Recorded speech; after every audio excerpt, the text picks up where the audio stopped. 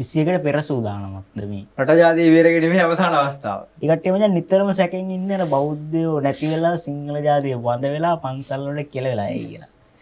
ඔව් පිටට කන්න හම්බෙන්නේ නැහැ නේද එතකොට? උයාගෙන ගන්න. ඔය කතා කියන්න එපා. අපිට උයාගෙන ගන්න බැරි කිව්වට නෑ ඒක නෙවෙයි අපි මෙතන කියන්නේ. දානේ ගෙනාවද?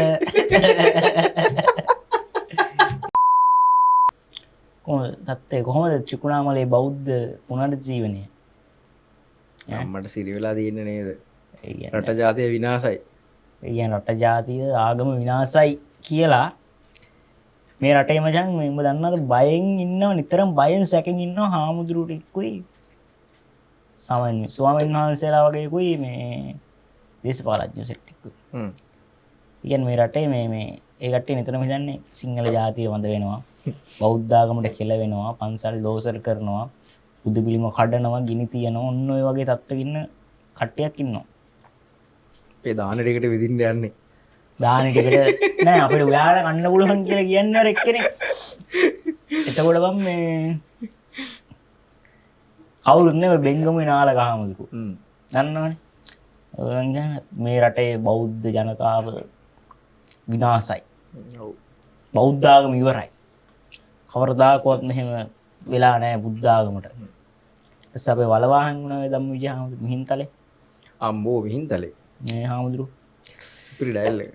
මාරයි කියන්නේ බෞද්ධ ආගම වෙනුවෙන් මේ අර දිවි පරදුට ඒ සටන් කරන තත්ත්වෙක ඉන්නේ දැන් ඈ. මේ වෙනකොට ඇවිස්සලා ඉන්නේ. හොඳටම සීන් එකේ ඉන්නේ නේ. හොඳනම සීන් එකේ ඉන්නේ අපිත්. ඒ කියන්නේ අර කාලයක් තිබ්බනේ මේ නිකන් මාතෘකාවක් තිබ්බේ නෑනේ එන්න. නෑ තිබ්බේ නෑ. දැන් උන් එක හදලා දීලා තියෙනවා. දැන් මන්න ආයෙ ට්‍රෙන්ඩ් එකට ඇවිල්ලා ඉන්නේ. ඒ කියන්නේ මේ සැකයක් තියෙනවා නුගේගොඩ වැඩේට අර වෙඩිමුරේ ත්‍රිකුණාමලෙන්ද වගේ කියලා. ඒක තමයි නේද කරන්න යන්නේ දැන් කට්ටිය. හදිස්සියෙම මේ එක එක්කෝක හුදකලා සිද්ධියක් විදිහට ගන්න පුළුවන්. ඔය සිද්ධිය පාදක කරගෙන මේ කතාම වනවනේ. කියන කට්ටිය කියන මේ බෞද්ධ ආගම නැති කරන්න අපිට රිදෙනවා. ඒවා දැක්ක දයාසිරි ජයසේකර ඇමතුම් මේ മന്ത്രിතුමා උනේ ඊ පාර්ලිමේන්තුවේ කතා කරන්න දෙන්නෙම නැහැ කාටවත්. දෙන්නෙම නැහැ මේ මුතු කුඩේ කඩලා හාමුදුරන්ට ගහලා දැක්කා ඒකේ මිනිහා කල්ලුත් එක බොරුවක් කියලා මාට්ටුලා නේද? ඔව් ඊට පස්සේ කිව්වනේ මං කිව්වේ බොරු කියලා. බොරු කියලා කිව්වනේ දැන් මේ පාරත් ඒකනවා. මුතු කුඩේ කඩලා පාර දීලා කියන්න තරම් හිටාංගෝ. නෑ අර වීඩියෝ එකක් තියෙනවනේ පාර දෙන්නේ නෑ එතන පොඩ්ඩක් මේක සිද්ධියක් වෙනවා. වීමක් වෙනවා. වෙනවා අපි ඒක නෑ කියන්නේ නෑනේ. ඔව්. මොකක්කරි සිද්ධියක් වෙනවා. ඒක තව හොයලා බලන්න ඕනේ තියෙනවා අර මේ හාමුදුරුවෝ හොස්පිටල් ඇඩ්මිට් වෙන්නේ ලොකු තුවාල කියලා. ඔව්. මොකද්ද දන්නේ නැහැ තුවාලේ. අර එකපාරක් මතකද අර පක්ෂ කාර්යාලයක් අල්ලන්න ගිහලා ලොකු බැන්ඩේජ් එකක් ඔළුවේ යොදන් ආවේ. දැන් මචං මේකනේ ඒක තුවාලයක්ද දන්නේ නැහැ. ඕක වෙන්නේ මෙහෙම දැන් ඉතාංගෝ දැන් වලියක් යනවා. ගමේ කොහේ හරි ගෙවල් දෙක වලියක් යනවා. තීරිය තමයි ගුටි ගහපු එක ගුටි කාපු එකයි ගහපු එකයි නොතරින්නේ එතකොට. ඔව්. ගුටි කාපු එක ස්පිරිතාලෙට යන්න කලින් ගහපු එක ස්පිරිතාලෙට ගිහලා ඇඩ්මිට් වෙනවා. ඔව්. ඒතකොට නඩුව දෙන්නේ. ඒක නම මචං ඔය වැඩවල තියරිය. ඒක මේ ඕකයි කියලා දීලා නැත්නම් මේ වැඩි හිටියෝ. ස්පිරිතාලෙකින් මේ වගේ පොඩ්ඩක් දුක දාපු ගමන් අර ගුටි කාපු එක නෙමෙයි වැරදි කාපු එක. ගහපු නෑ ගහපු එක හරි ගාවේ හරි වෙනවා. අරුව වැරදින කියන්නේ ඒක තමයි තියරිය. වලියක් ගියොත් මචං ගැහුවත් ගුටි කෑවත් ඉස්සරවම ගිහිල්ලා ස්පිරිතාලෙ ඇඩ්මිට් වෙන්න ඕන. ඒක ගාන්ට මේ කට්ටිය යොදාගෙන තියෙනවා. ඒතකොට දැන් මේ මොකද තත්ත්වයෙන් කොහොමද දැන් ත්‍රිකුණාමලයේ පැත්තේ කොහොමද දන්නේ නැහැ නේ. සත්‍ය මම හිතන්නේ දැන් සාමකාමී නේද? ඊට පස්සේ අරන් ගිහපු පිළිමේ මේ පොලිසිය තැම්පත් කරා. ඒකේ හොඳම ආතල් කතා ගොඩක් තියෙනවානේ. ඔය ඕකේ අර පරණ කතාව, ඉතිහාස කතාව, හොඳයි. උපත් කතාව. ඔව්. ඔක ඔය සුනාමියට ගහගෙන ගිහපු පන්සලන්නේ. ඊට පස්සේ මහින්ද රාජපක්ෂේ කාලේ ඉඩම් ඔප්පුවකින් ඔක දීලා තියෙනවා කියලා තමයි කියන්නේ. ඒ කියන්නේ 2006 7 වගේ වෙන්නේ. 2010ට කලින්. 2014 නේ සුනාමිය එන්නේ. 2004 නේ. 4 දෙසැම්බර් 26 නේ. 2005 6 වගේ කාලෙක තමයි ඔක වැඩි වෙලා තියෙන්නේ. 10ට කලින් කියලා ගමුකෝ. ඊට පස්සේ මේ ඔය මොකක් හරි හේතුවක් නිසා මේ අර රජයෙන් අර අනවසර දිගිරීම් අයින් කරන වැඩක් යනවනේ.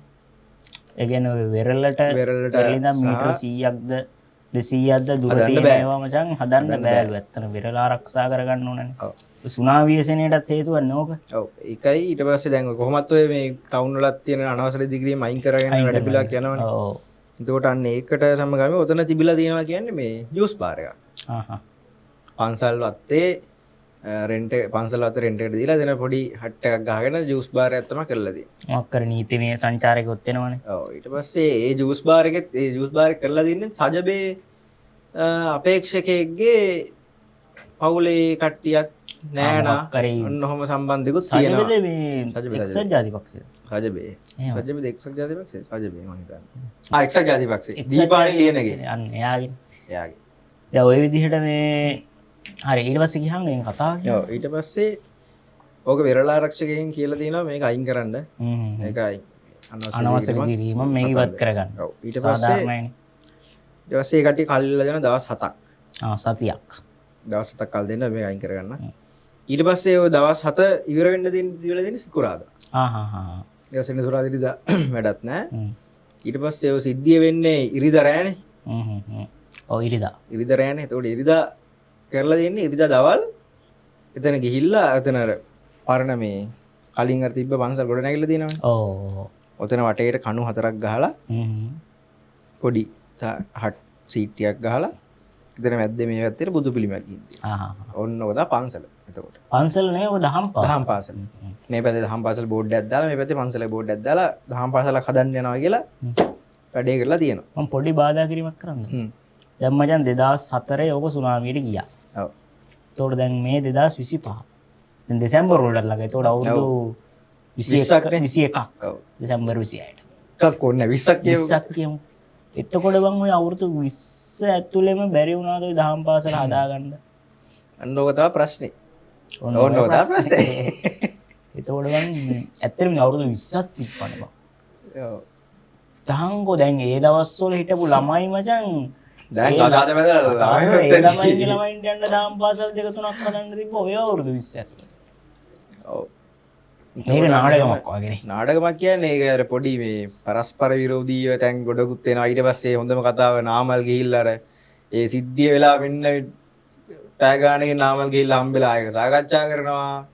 ඒ කියන්නේ එයා මැදිහත් වෙන්න ඕනේ. ඒ කියන්නේ එයාලගේ අර පරම්පරාවම ඉන්නේ මේ රටේ රට ජාති ආගම බේරගන්න එකනේ. තාත්තා බාප්පා මල ඒගොල්ලෝ එච්චරයි නේ කට්ටිය තියෙන්නේ එච්චරයි. වන්දකොත්තු මේවා එල්ලා රට ජාතිය බේර ගන්නවා මොකක් හරි අර කියන්නේ මේ ආසියාවේ රටවල තියෙන අර පොඩි මේ එකක් නේ මේ ආගමට ලැබිකම සහ සංස්කෘතික මේ කෑල්ල ජාති ආගම. හැබැයි ලංකාවේ නම් මං හිතන්නේ දැන් එහෙම මේ විචක්ෂණශීලී බුද්ධියක් නැති තරුණ ප්‍රජාවක් ඉන්නවා කියලා. ලංකාවේ ඒක දැන් අර ටික ටික අයින් වෙගෙන යනවා. ඒ වුණාට අර දන්නවා මේක නාට්‍යයක්. නාට්‍යයක් කියලා දන්නවා. අර ඉන්නවනේ නිකන් අර තාම පිරිසක් ඉන්නවනේ. එනවා ඔක දැන් ඒකනේ වැඩේ. අපේ වුණත් ඇඟට එනවා අම්මට සිරිනේ අපේ ආගමට මෙහෙම කරන්න දෙන්න පුළුවන්ද කියලා. ඔහොම එකක් අපේ ඔළුවේ පොඩි දවස් වලින් දාලා තියෙනවා. දාලා තියෙනවා. එතකොට එහෙම එකක් තමයි ඔතන හැදිලා තියෙන්නේ. මේ කට්ටිය හදන්නේ දැන් ওই නාමල් රාජපක්ෂ මහත්තයලා විමල් වීරවංශලා උදේ ගම්මන් පිල්ලා. ඔය කට්ටිය හදන්නේ ඒකට තව පොහොර ටිකක් දානවා මෙයාලගේ ජාතිවාදී පොහොර. දාලා මේක කුපිත කරලා මේ රටේ වෙනම මානයකට මේක ගෙනියන්න තමයි හදන්නේ. ඕකේ මම දැක්න චරිතයක් ඉන්නවා අපේ ජනප්‍රියම එක්කන. කවුද? ඥානසාර. ඥානසාර සද්දයක් නෑ නේද? මං හිතනවා මේ උන්වහන්සේගේ සේවයත් මේ වෙලාවේ ඕන කියලා. අනිවාර්යයෙන්ම අවශ්‍යයි. නැත්නම් රාජපක්ෂලා විනාසයි. නෑ මීට වඩා අමාරු අවස්ථාවක වැඩමයි. ඔව්නේ. කියන්නේ මේක පොඩි සිද්ධියන්නේ තාම එක්කනේ. තව කොහේ හරි මොන හරි වෙයි බොහෝ දුරට. ඒකේ හොඳම ගාතල්ලයක් තියෙනවා දන්නවද? මොකද්ද? හිරුනිකා දවස් කිහිපයකට කලින් ඉන්ටර්විව් එක කියලා තියෙනවා මේ තව ටික දවසකින් ලොකු ප්‍රශ්නයක් වෙනවා මේ සිංහල ජාතිය බේර ගන්න නාමල් එන්න වගේ ඉන්නවා වගේ කතාවක් පොඩ්ඩක් කියලා තියෙනවා. අර බාවා වැටනද කවුද එයාද? ඉන්නේ ඔය අර අනාවැකි කියන කෙනෙක් ඉන්න මං ගෑනු කෙනෙක්.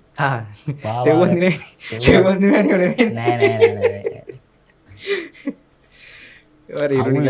හිරුනියාගේ එහෙම කැලලුත් තියෙනවා. ඔතන මේ කොහොමද නාවල් මට හිතෙන්නේ නාවල් try කරන්නේ 21කට මොකක් හරි ලයින් එකක් අල්ලන්න. අලුත් සටන් පාඩම් යාලකට සටන් පාඩම් ලිස්ට් එකක් තිබ්බේ. ඒකට දැන් මේ බෞද්ධ ආගම බුද්ධ ආගම බේරා ගැනීමට බුදුදහම බේරා ගැනීමට නුගේගොඩට පැමිණෙන්න 21කට නුගේගොඩට එන්න හේතු 21ක්. 21ක් නෙවෙයි දැන් 22ක් තියෙනවා.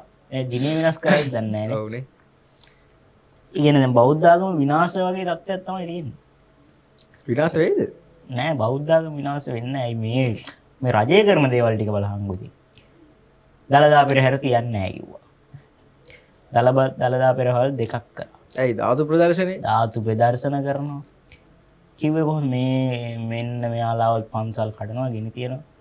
මේක හුදකලා සිද්ධියක්. ඇයි මුස්ලිම් අය රැවුල කපනවා කියලාත් කිව්වේ? රැවුල කපනවා. ඔය කතන්දර කියවනේ. ඉතින් ඇත්තට මේ තරුණයන්ට කියන්න තියෙන කලබල වෙන්න එපා කියලා නේ මේ රටේ.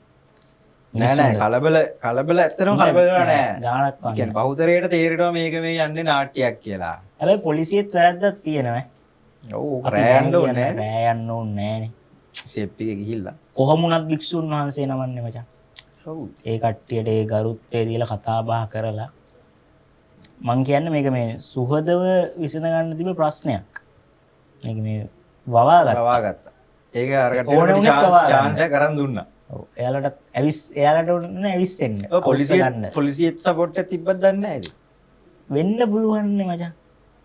ජනාධිපතිවරයාම කියන පොලිසිය තාම දූෂ්‍ය නිලධාරීන් චෞර වලල්ල තියනවා කියලා කියනවනේ. තියෙනවනේ. ඉතින් ඔන්න ඔය චෞර වලල්ලේ රැස්මාලාවෙන් බලපෑම් වෙලා කොහොම වෙලා ඉතින් ආයේ හෙට අනිද්දා මේ ත්‍රිකුණාමලේ තියන්නේ නායක මත වෙයිද දන්නේ නැහැ නේ වෙරළින් බීච් නායක කරි මකරෙක් කරි නේද?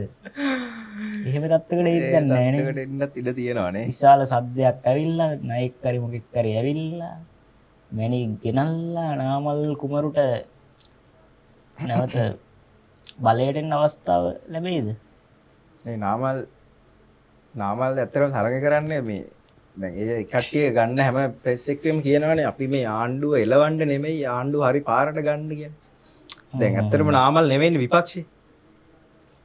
නාමල් කියන්නේ මේ පාර්ලිමේන්තුවේ ආසන 3ක්ද කොහෙද තියෙන්නේ? ජාතික ලැයිස්තුවෙන් ජාතික ලැයිස්තුවේ නෑ නාමල් ජාතික ලැයිස්තුවේ. කියන්නේ 103යිනේ ඡන්ද. 103යි. 103ට වැඩිච්ච මේ චූටි එකක්. ඇත්තට විපක්ෂයේ කියලා ඉන්නේ මේ සජිත් ප්‍රේමදාස මහත්තයා. ඔව්. તો නාමල් try කරන්නේ කොහොම හරි අර highlight වෙන්නේ මොකක් හරි එකකින්. ආණ්ඩුවත් එක තරක කරන්න බෑ කියලා දන්නවා. ඔව් බෑනේ. කරන්න අමාරුයි. ඊළඟ ටාගට් එක විපක්ෂයි. දුවනවා, පයින්නවා, බෝල ගහනවා, එක වැඩ සින්දු කියනවා, නටනවා, සන්නස් කළත් එක්ක ඉන්ටර්වයුව කරනවා. දැන් මේක තමයි අලුත්ම සිද්ධිය. මේගොල්ලෝ ඉතින් මේකට මේ අපි බලමු මොකද්ද අධිකරණ තීන්දුවක් එයි. මොකද තත්ත්වය කියලා බලමු. ඉතින් මේ තව මේ වාගේ සිදුවීම් ඇති වෙන්න ඕනේ නැහැ මේ රටේ. ඇති වෙන්නේ නැහැ ඇති කරනවනේ. ඇති කරනවනේ. ඒක නවත්තමු නැවැත්තේ. අපි මේ 21 කොහෙද යන්නේ?